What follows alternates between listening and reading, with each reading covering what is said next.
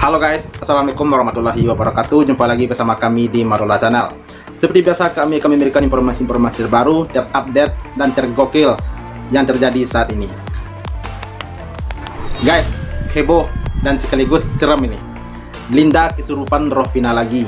Ustadz Faizar sampai terkejut dan masih ragu karena pada umumnya katanya ya, makhluk halus itu yang masuk ke tubuh seseorang itu adalah setan, dan setan pun adalah sesungguhnya setan itu adalah pendusta, kata Ustadz Faizar, dan beliau juga menyampaikan dalil-dalilnya. Tolong didengar nanti ya guys ya. Sementara itu, Deddy Corbuzier dan Purnawirawan Komjensus Nuduaji sampai kaget dan tertawa karena Peggy telah tertangkap dan dijadikan tersangka, kata mereka, pembunuhan Vina dan pemerkosaan Vina Cirebon. Dan mereka pun sampai sepertinya Bang Deddy Corbuzier ini agak sedikit gimana begitu ya tentang penangkapan Peggy Setiawan ya. Nah guys, seperti apa videonya, mari kita saksikan. Let's go. Let's go. Oh, yang jejak backpacker itu ya? Oh iya ya, ini Linda itu ya guys ya. Tapi itu Bina kan gak kena. Oh, dia ikut-ikutan juga salah satunya? Iya. Telah lagi itu suaranya. Minta keterangan ke dia. Itu beda pasti. Dia berbelit-belit. Dia yang ngelakuin. Dia ngapain Vina? Dia ngapain Vina? Itu pukulin, itu perkosa.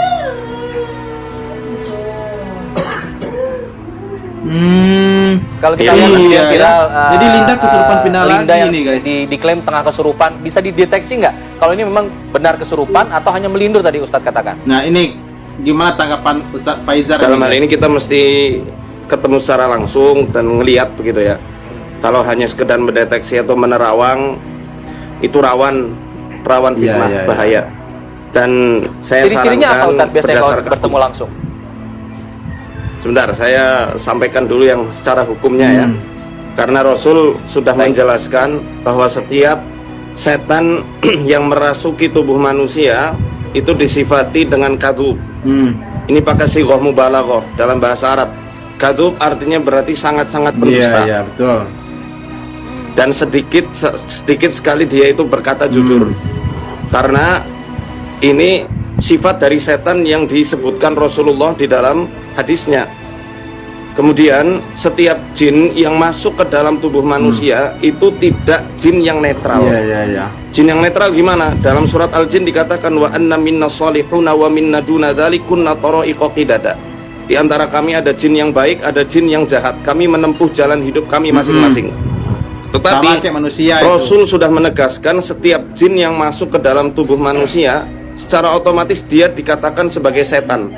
Jangankan yang merasuk, ketika dia hanya numpang ngekos, dia cuma tidur di hidung manusia malam hari saja, itu disifati sebagai setan. Idza staiqaza ahadukum min manami falyastanfir thalathan fa inna syaitana yabitu ala khaysumih.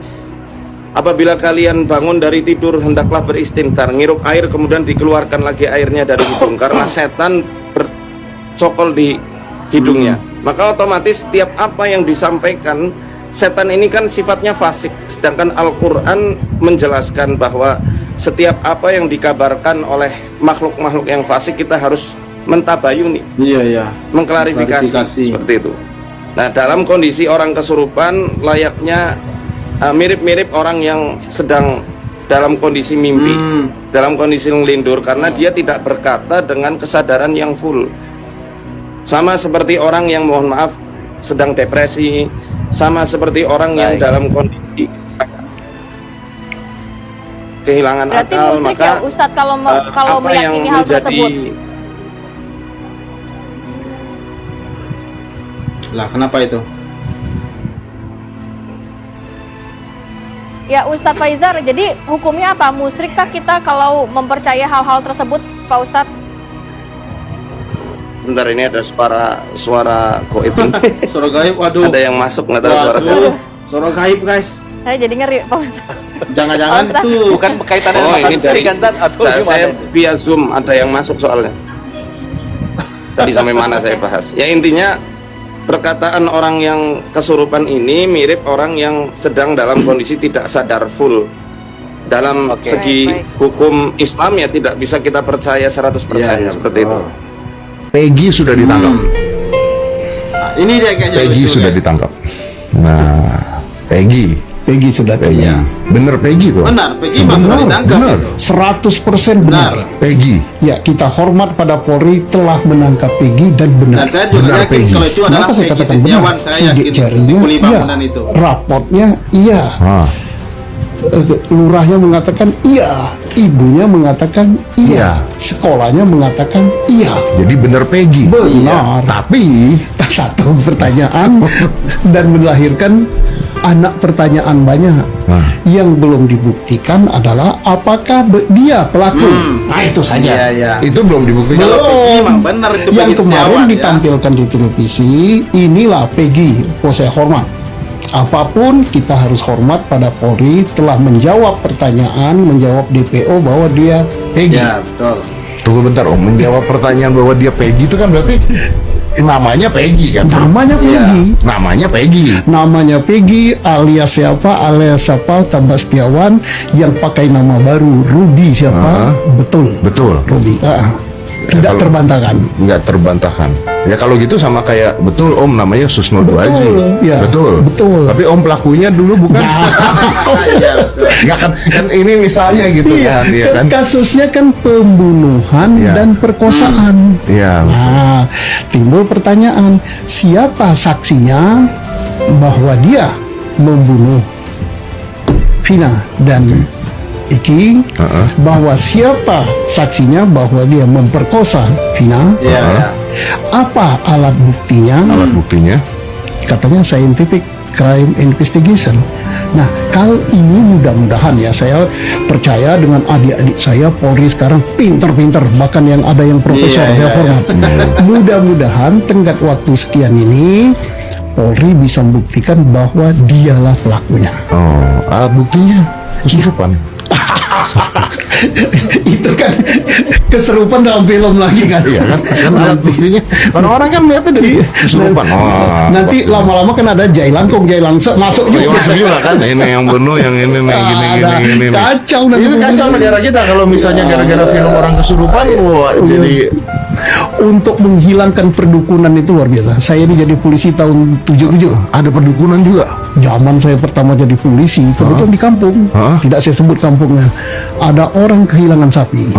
Anak buah saya yang sudah tua-tua itu. Gampang Pak, sebentar. Gimana caranya? Om? Saya pergi ke orang tua.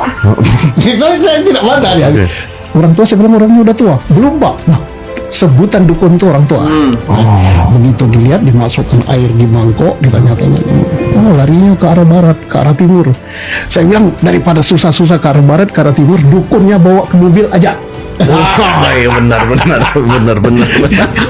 Wah, Polisi bahwa Peggy tidak berada di Cirebon. Nah, ini dia guys. Jasad Ini kesaksian baru lagi nih. Peggy Setiawan tidak bersalah karena ada bukti pembayaran gajinya di Bandung itu. 2016 lalu. Selain itu, tim pengacara Peggy sudah menyiapkan bukti lainnya. Salah satunya bukti pembayaran gaji Peggy saat bekerja sebagai kuli bangunan di Kota Bandung pada 26 Agustus 2016. Ada beberapa saksi yang kita temui seperti saksi Bondol dan juga bapaknya, pamannya yang sama-sama bekerja pada saat tanggal 27 Agustus 2016. Mereka sama-sama bekerja di Bandung untuk menyelesaikan pembangunan rumah milik Ko Aceh. Selain kita bukti saksi-saksi yang ada di sana, mungkin ada beberapa catatan bahwa pada saat tanggal 26 Agustus 2006 Peggy masih menerima pembayaran dari Ko Aceh. Berarti itu kan walaupun hanya catatan kecil, itu kan membuktikan bahwa Peggy masih bekerja, gitu, bahwa dia masih menerima pembayaran dari proyek pembangunan rumahnya Ko Aceh. Dia anak yang Iya, baik, iya. dia nurut juga sama orang tua, dia tidak ikut-ikutan Luciana geng motor, Peggy dia juga tidak ikut, tegaskan. tidak minum, tidak merokok, tidak kayak berkumpul-kumpul sama komunitas motor gitu. Oke, jadi tidak pernah ya kumpul-kumpul, bahkan kumpul aja sama komunitas motor gitu, nggak pernah? Tidak. Tidak pernah sama sekali. Itu Peggy sempat cerita sendiri ke Mbak Lucy. Iya. Karena Karena apa? Saya tahu kalau Peggy keluar, kan kalau ikut-ikutan kayak gitu pasti sering keluar, sering kemana-mana. Itu tidak, itu di rumah terus. Iya. Oke. Pulang kerja juga langsung ke rumah, langsung sholat, langsung istirahat, udah. Oke. Nah, ketika Peggy terus ditetapkan tersangka, yang ada di benak Mbak Lucy waktu itu apa? Saya kaget sih, jujur saya kaget banget. Beredar itu informasi bahwa Peggy ini menggunakan nama samaran namanya Robi. Nah, itu tuh bener nggak, Mbak? Itu nggak benar, karena kan di sana kerja sama adiknya. Nah, di sana tuh emang dipanggilnya Robi, nama gaulnya gitulah. Nah, apa sih, kan bapak di sana kan punya istri lagi. Di sana tuh jadi bapak kenalin Peggy itu sebagai Robi karena takut ketahuan istri mudanya, begitu. Oke. Oh, itu pernyataan ya dari pihak keluarga seperti itu ya. Oke, guys, berarti ini mulai ada angin segar untuk Peggy ya. Padahal ini lucu ya. Kita kan mau mencoba mengungkap kasusnya Vina, tapi kenapa Peggy yang dijadi apa itu yang kita bahas begitu ya? Ya, atau mungkin karena dia yang dinilai kata netizen nih salah tangkap gitu ya. Tapi gimana prosesnya itu coba kita ikutin sama-sama. Dan apalagi saat ini kuasa hukum Peggy juga sudah mempunyai barang bukti, salah satunya itu tanda bukti pembayaran gaji Peggy ya saat bekerja di Bandung, dan adiknya pun juga telah mengakui kalau Peggy itu tidak pernah kumpul sama anak geng motor begitu ya, ngerokok pun nggak ada gitu ya. Nah gitu, dan apalagi tadi Pak Susnodo Haji tadi sama Bang Ded tadi, Bang Deddy Kumudi tadi juga lucu mereka ya, sepertinya mereka menanggapi kasus penangkapan Peggy ini agak lucu-lucu gimana begitu ya, tapi kita memberikan apresiasi kepada Polri kita yang the best. Oke guys, gimana tanggapannya, tolong sampaikan di kolom komentar, dan sampai jumpa lagi di video berikutnya. Thank you. Thanks for watching.